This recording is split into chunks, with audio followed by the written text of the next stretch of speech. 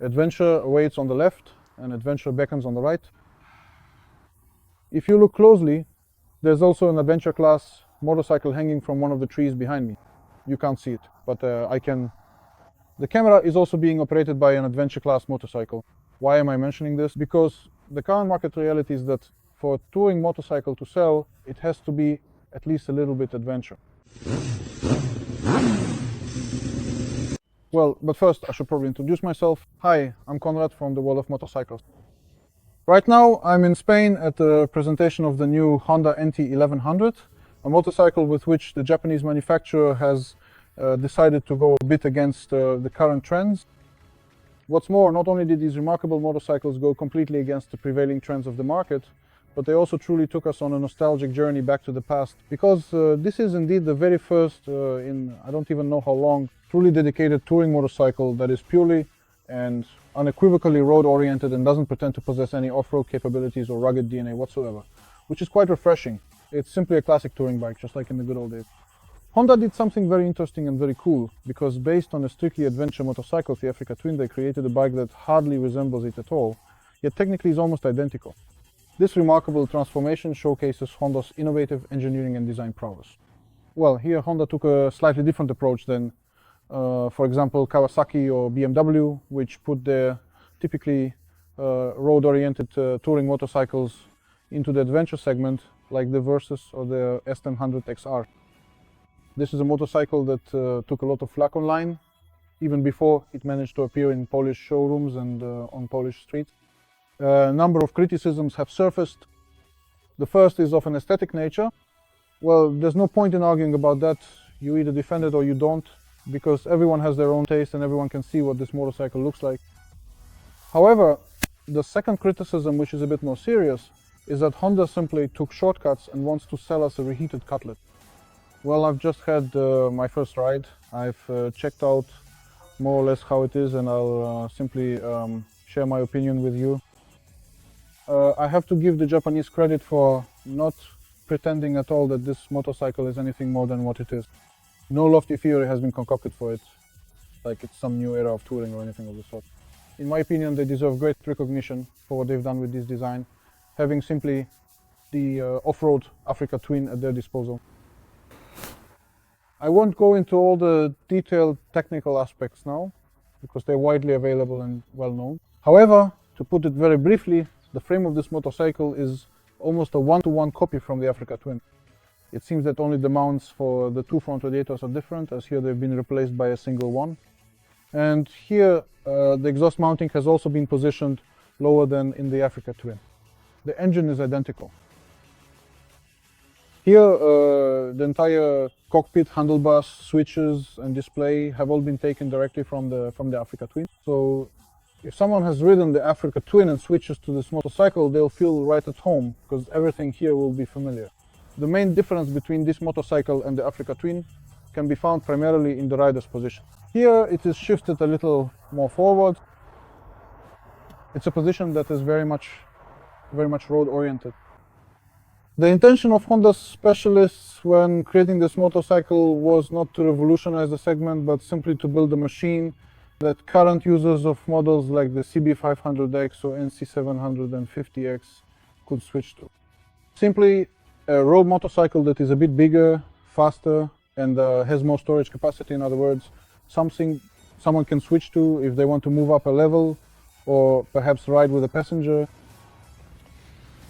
In many comments you ask why Honda decided on this particular engine. Why 2 cylinders instead of 4? Well, the answer from the Japanese was, as I mentioned before, quite simple and very honest. This engine simply already existed, and on top of that, it turned out to be very useful for the purposes for which the new NT1100 was designed. It has a power output of 102 horsepower. It picks up very nicely from low revs. It has a really good low-end torque range. So here I'll leave you with an open question. What kind of performance do you actually need in a touring motorcycle? Let me remind you. Let's focus on the word touring, because that's the key aspect of this motorcycle. I think at this point we can wrap up the philosophical part, because by now each of you has seen, heard or read the specs and opinions. So this matter is pretty clear. What's more important though is how this motorcycle actually rides and how I experienced it. Well, today we covered about 250 kilometers. It's not a huge distance, but the conditions vary. There was highway riding, national roads, and some very twisty mountain roads. So I had the chance to see how everything works and how it performs. Well, my first impression is that this is an extremely comfortable motorcycle. The seat is fantastic. The rider's seat is 7 centimeters thick, and the passenger's is about 6, so not much less. Nothing hurts. The knee position is excellent. The angle, the bend of the legs is very neutral. Well, some colleagues complain that the foot pegs are just a bit too low, so when leaning hard into corners, they started scraping them. Well, I'm not really a spotty rider. I don't ride like that. I do ride. I ride fast, but in a typical touring style. So for me, everything is very optimal. Similarly, the rider's position in terms of leaning forward is a bit more inclined than on the Africa Twin, but still completely comfortable.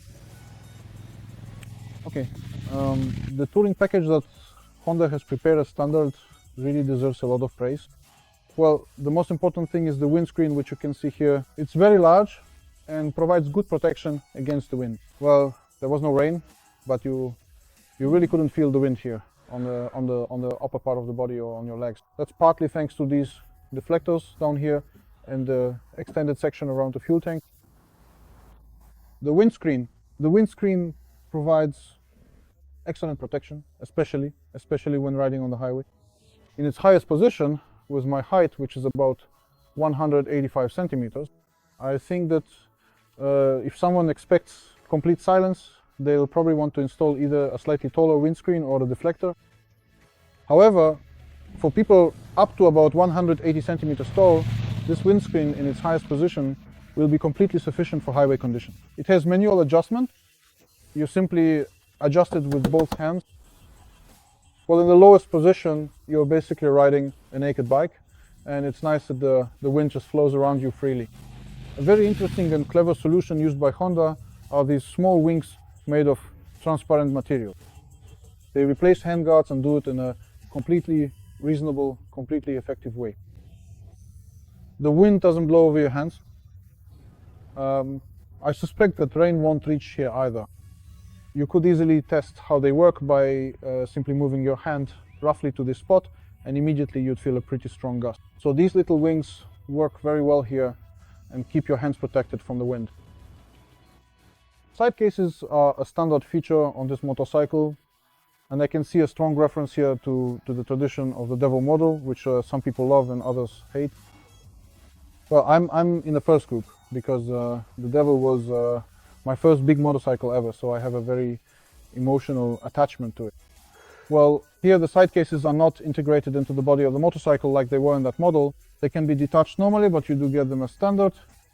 And unlike many other factory cases of this type, their advantage is that they have a regular shape. Their capacity is 33 and 32 liters. Is that enough? Well, I think that considering the fact that they're almost square-shaped, it's sufficient. Additionally, thanks to the mounts and the size of these cases, the width of the rear of the motorcycle is only 90 centimeters, which naturally works well in city traffic jams. Listen, what I don't like first and foremost are the switch assemblies on the handlebars, which have been taken straight from the Africa Twin, because they're huge, especially in the version with the DCT gearbox. They're huge, and the switches are just in very odd places, like the turn signal switch, for example. I'll buy lunch for anyone who, riding this motorcycle out of the dealership for the first time, manages to join traffic using the turn signal instead of honking or accidentally shifting up or down in this semi-automatic gearbox. Well, it's something you can get used to, but honestly it could have been done much better. There's also the issue that I miss having easy access to frequently used functions like the fog light switch, which is also the off switcher, the heated grip switch. All of that is in the menu, and it's actually not buried very deep. However, I believe that such basic functions, which are often used while riding, should be as accessible as possible. Considering the road-oriented nature of this motorcycle and the fact that we'll often be riding it on highways, or possibly on national roads and all sorts of other roads, often at speeds that aren't exactly within the legal limit. Well, a significant downside is that these panniers, both the side and the top case, are only homologated for speeds up to 130 kilometers per hour. Many manufacturers have homologation within these limits, but there are also some who certify their panniers for speeds up to 180 kilometers per hour, which seems much more practical and logical for this type of motorcycle. In many comments, the question came up, why does a motorcycle of this class A road long distance touring motorcycle have a chain drive and not a shaft drive, like the classic touring designs from years past? Well, here the Japanese also gave a short and straightforward answer. They didn't try to come up with any theories about the superiority of a chain over other types of drives, simply put. It comes down to the fact that to add such a drive to a design derived from the Africa Twin, well, it would require major modifications to the swing arm and reworking the entire structure. Simply put, the costs of all this would increase significantly, which could mean that the whole investment becomes hardly profitable. Well, they had what they had, they used what they had, and it works. As a result, the motorcycle also gained, of course, a few extra kilograms. So, is it lighter? Is this a motorcycle for everyone? Honda made sure that it would be fairly neutral in terms of perception, which of course could be seen as a drawback, because both its styling and its entire technical form, well, in none of these aspects will Honda be at the forefront or leading the way. There are motorcycle manufacturers who create machines that are much more distinctive. However, this is a great motorcycle for those who, above all, love to travel a lot. It is a touring motorcycle in the full sense of the word. Excellent for long trips. If, like me, you imagine someone going out just to buy some bread rolls and ending up in Gibraltar and back, then this is exactly the motorcycle for that kind of adventure. Also, because it is narrow and compact, and even though it weighs around 238 kilograms, everything is so cleverly arranged that you don't feel the weight at all. The motorcycle is very, very easy to handle in all kinds of maneuvers and other activities involving it, and at the same time it's very narrow, so it's really, really great to ride in urban conditions. You simply don't want to get off it. So if you have fond memories of those somewhat boring, seemingly boring old Honda motorcycles from years ago, like the Deauville CBF 1000F or even the Pan-European, which were pretty neutral but still have their fans and sold really well to this day, well, I hope this is a return to that trend, because honestly, not everyone wants to be a sports rider, not everyone wants to be a racer. There are many motorcyclists who simply love to ride, love to rack up thousands of kilometers, want to do it comfortably and without hassle, and always have some reserve under the throttle, a reserve of power, a reserve of performance for a bit of fun. I think this motorcycle completely meets all those criteria. Well, we'll have to see if customers will actually follow. Let's also take a look at the price compared to the Africa Twin. Well, the model with the manual gearbox, which unfortunately we didn't get to ride today, which is a shame, because I wanted to try it. It costs around 63,000 zlotys.